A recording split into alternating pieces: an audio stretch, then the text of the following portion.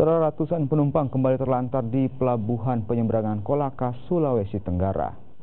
Dan dengan tujuan Pelabuhan Bajoe, Bone, Sulawesi Selatan, saudara. Hal ini dikarenakan kurangnya armada yang beroperasi di Pelabuhan Kolaka. Penumpukan penumpang kembali terjadi di Pelabuhan Penyeberangan Kolaka, Sulawesi Tenggara dengan tujuan Pelabuhan Bajoe, Bone, Sulawesi Selatan.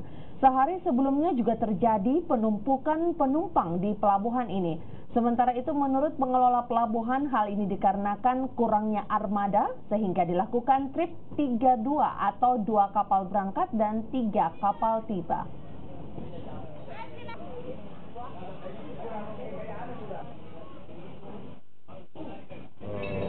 Penumpukan penumpang disebabkan oleh armada kita yang memang terbatas, tapi kami dari pihak BPCD wilayah 18 Provinsi Sulawesi Tenggara, dalam hal ini Satpel Pelabuhan Penyeberangan Kolaka, telah berkoordinasi kepada pihak pengelola transportasi wilayah Sulawesi Selatan untuk melakukan penambahan trip